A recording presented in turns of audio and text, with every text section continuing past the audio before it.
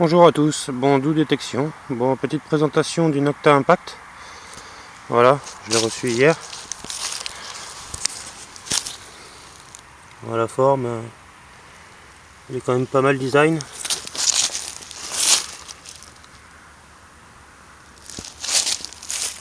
il est quand même bien sympa, un petit bipied,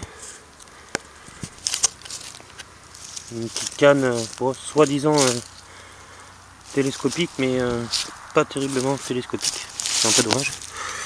Voilà, là on a les réglages pour le protège-bras.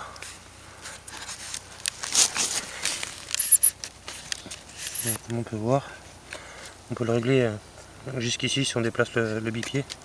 Voilà, on peut se mettre à l'aise. Là derrière, bon, on a le bouton pour enclencher,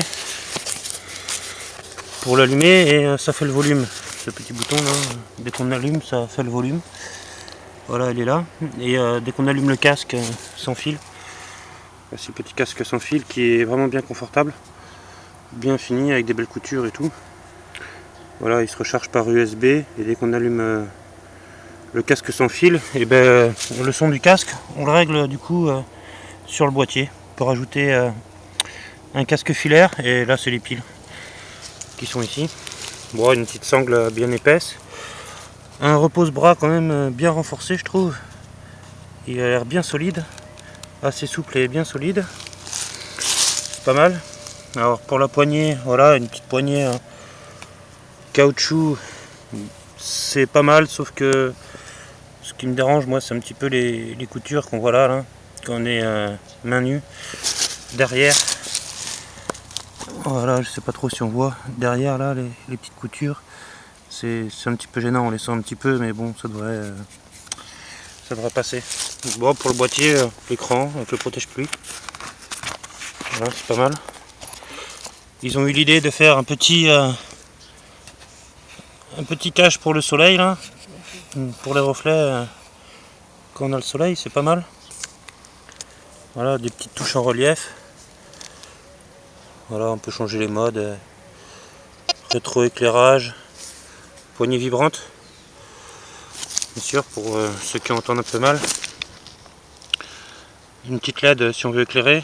Voilà, on a la gâchette du pinpoint et l'effet de sol. Bon, ça c'est un peu dommage, je sais pas trop ce qu'ils ont fait là, mais c'est pas très joli. Là c'est pareil, ils ont voulu mettre des ailettes, mais c'est pas génial non plus. Bon, on voit les vis qui sont un peu apparentes. Sur la poignée aussi, c'est dommage, c'est pas très bien fini. On voit les vis qui sont un peu apparentes. La canne elle est pas mal, c'est de l'alu, c'est assez solide. Voilà. Après le problème c'est que voilà, il est réglé comme je suis, mais si on a besoin de l'enfoncer, on peut pas trop l'enfoncer. Voilà, là il est plié au maximum quoi.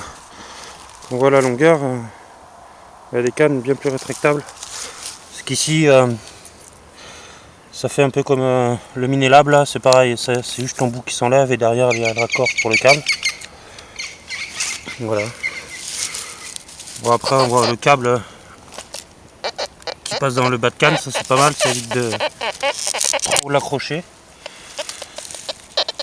Voilà. Après je sais pas par contre ce qu'ils ont fabriqué avec le disque. Je sais pas pourquoi ils m'ont mis ça là. Parce que quand on est en forêt, ou quand on a un peu d'herbe ou un peu de ronce, ça a tendance quand même à s'accrocher sur la pointe. Mais c'est vraiment un peu dommage. Après le disque il est pas mal. Niveau poids, et je pensais au départ, j'avais un peu peur, je pensais qu'il allait être un peu lourd. Mais en fait non, pas du tout. En fait, il est tellement bien équilibré, un peu mieux qu'un CTX 3030 quand même. Et un peu mieux que mon ancien Safari aussi. Mon ancien Safari il avait tendance à tirer vers le disque. Et c'était un peu dommage. Là c'est vrai que non, il est bien équilibré. Et le bipied comme on voit, c'est vraiment pratique quoi. Quand on a besoin de le mettre, le poser, le détecteur, au moins on l'abîme pas. Ça c'est vraiment pratique. Voilà, en dessous on a l'enceinte. Voilà, pour le son. Bon, j'ai pris deux petites cibles avec moi. vous faire écouter un peu le son sur un ou deux modes quand même. Voilà. Alors j'ai pris une 5 centimes, 50 centimes Napo et un ferreux simplement là. Je n'ai pas trop voulu m'embêter, je ferai d'autres vidéos plus tard. Alors là je suis en mode 99 tons. Voilà. Oh, le ferreux il est coupé. Bon, tant que c'est bien aigu. C'est quand même une bonne réactivité. Bon, je sais pas si on voit trop bien. Après, qu'est-ce que je peux mettre mode détresse, un 3 tons. Voilà, un bon son aigu. Et à côté le ferreux. Je sais pas trop si vous entendez bien. VLX1, il est pas mal aussi.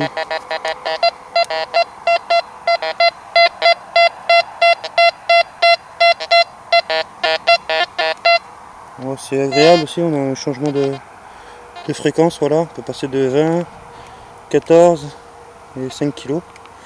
C'est pas mal, il y a un mode deep, il y a des modes statiques. Voilà, il y a 2 modes statiques, 2 modes tout métaux, un mode plage, il y a 12 modes en tout.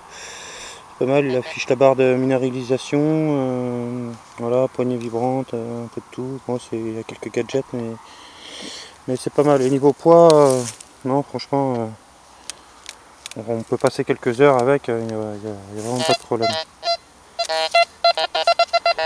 Il n'y a vraiment pas de problème. Bon, bah voilà pour la première présentation du Nocta Impact. Après je regarderai en détail un peu les programmes et tout ça. Voilà.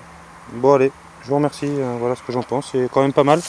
À part quelques petits défauts de finition quand même. C'est vrai que la finition, ils auraient pu faire un peu mieux. Bon, il n'y a vraiment que le casque, il n'y a rien à dire, il est léger. Il est léger, confortable. Casque macro là, une petite forme bien sympathique. Non, elle est vraiment pas mal. Bon bah voilà, prochaine vidéo pour la suite de ce petit Nocta Impact. Allez, à bientôt, ciao.